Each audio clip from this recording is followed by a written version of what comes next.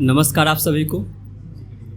मेरा नाम राजन कुमार संजूनी है और सबसे पहले बहुत बहुत बधाई, बहुत बहुत शुक्रिया इस पहचान के मंच को, इस नई शुरुआत, इस नई पहल के लिए।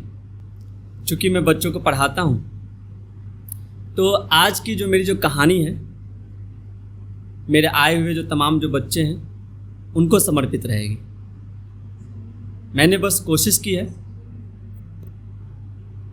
तो कहानी का शीर्षक है नियंत्रण या सुरक्षा। ये कहानी है एक जंगल की, जहां सारे पशु पक्षी अपना जीवन व्यतीत करते थे, लेकिन उस जंगल पर निर्भर पास के गांव के कुछ शिकारी भी थे। वे अक्सर शिकार के लिए घूमते रहते थे। जहां कहीं भी उन्हें कोई मन मुताबिक जीव जंतु दिखता, सीधे कमान तान देते थे। इसी कारण जंगल में डर का माहौल अक्सर बना रहता था। सारे जीव जंतु अपनी और अपने बच्चों की प्राणों की रक्षा के लिए चिंतित रहते थे। एक दिन की बात है, दोपहर का समय था। चिलचिलाती धूप थी। शिकारी घूमते घूमते थक हार गए थे, तो उन्होंने सोचा क्यों ना किसी छायादार वृक्ष के नीचे थोड़ी देर के लिए विश्राम कर लिया जाए। कुछ समय के बाद वे अर्ध निद्रा में चले गए, परंतु गहरी नींद में सोए नहीं थे। वे जिस पेड़ के नीचे सोए हुए थे, दुर्भाग्यपूर्ण उसी पेड़ की सबसे ऊंची डाली पर पंडुक और पंडुकी रहते थे। ये गांव में पाए जाने वाले पक्षी होते हैं। पंडुकी ने एक हफ्ते पहले ही अपने घोंसले में 4 अंडे दिए थे। चूंकि बच्चे अब अंडे से बाहर आ गए थे, लेकिन उनके चोंच और पंख पूरी तरह खुले भी नहीं थे और आंखें खोले हुए भी मुश्किल से 1 या 2 दिन ही हुए थे। अचानक नीचे शिकारियों को देखकर पंडुक और पंडुकी बहुत घबरा गए। वे दोनों अपने बच्चों को अपने अपने परों से ढकने लगे और चुप होने को कहा, ताकि इनकी आवाजें कहीं शिकारियों के कानों में न चले जाए। वास्तव में वो बच्चे घोंसले से बाहर निकले नहीं थे। वो जानते भी नहीं थे शिकारी कौन होते हैं, वो दिखते कैसे हैं, उनके इरादे कैसे होते हैं और वो शिकार करते क्यों हैं।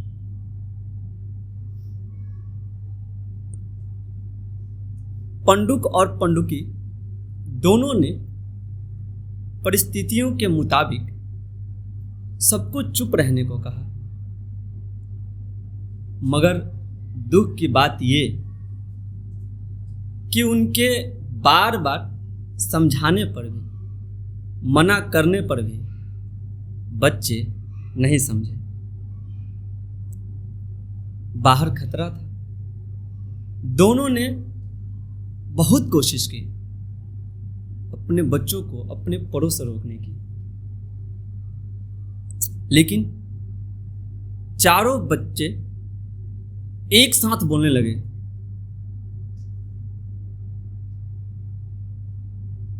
एक साथ चिल्लाने लगे। कि आप हमें गूंगा बना के रखना चाहते हैं, इसलिए बोलने नहीं दे रहे हैं। आप हमारी उड़ान को रोक रहे हैं। आपको हमारी आज़ादी नहीं पसंद। आप हमें नियंत्रित कर रहे हैं। हम तो बोल के रहेंगे, हम तो उड़ के रहेंगे।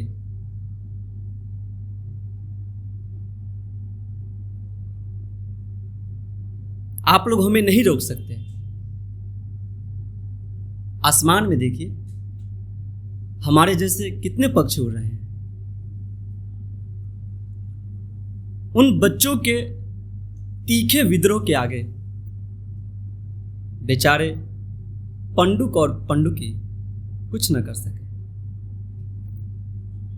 वे विवश होकर थक हार कर बैठ गए। सारे बच्चे घोंसले से एक एक करके बाहर निकलने लगे और चूं चूं की आवाज निकालने लगे। नतीजा हुआ ये कि सोए शिकारी जाग गए और हुआ वही जो होना था। उन्होंने लगाया निशाना उस डाल पर। पंडुक और पंडुकी तो उड़ गए, मगर अफसोस घोंसला सहित सारे बच्चे जमीन पर आ गिरे, जिसमें चारों के चारों बच्चे मारे गए। कहानी का सार, यहां पंडुक और पंडुकी अपने बच्चों को नियंत्रित नहीं कर रहे थे, बल्कि सुरक्षित रखने की कोशिश कर रहे थे। उन्हें पता था दुनिया का हाल खबर, बाहर का माहौल, शिकारियों की नीयत, जो कि इनके बच्चे इन सब चीजों से अनभिज्ञ थे, जिसके कारण उनको जान गंवानी पड़ी। आज के ठीक यही हाल हमारे आजकल के पीढ़ी के बच्चे बच्चियों का है। उनको ज्ञान नहीं है बाहर की दुनिया का, चेहरे के पीछे छुपे चेहरों का, बातों के पीछे छिपे इरादों का, मीठी बातों के पीछे छुपे मक्कारियों का, इंसान के खाल में घूमते भेड़ियों का। आज के माँ बाप भी ठीक उसी पंडुक पंडुकी की तरह समझा समझा कर थक हार कर बैठ जाते हैं। बच्चे हैं कि समझते नहीं, और नतीजा देखने को मिलता है कभी टीवी के न्यूज़ चैनलों पे, तो कभी सुबह सुबह अखबार की सुर्खियों में। आखिरी में बच्चों को सोचना चाहिए, माँ बाप क्यों किसी चीज के लिए मना कर रहा है, क्यों वो किसी बात पे अपनी असहमति जता रहा है। कुछ बच्चे तो अपने जिद के आगे उनके अनुभवों को भी नकार देते हैं। अक्सर कई बार बच्चों को गलतफहमियां हो जाती है कि उन्हें नियंत्रित किया जा रहा है, जबकि सच्चाई ये है कि माँ बाप उन्हें सुरक्षित रखने की कोशिश कर रहे हैं। तो प्यारे बच्चों, नियंत्रण का मतलब हर बार नियंत्रण नहीं होता, बल्कि सुरक्षा भी होता है। बहुत बहुत धन्यवाद।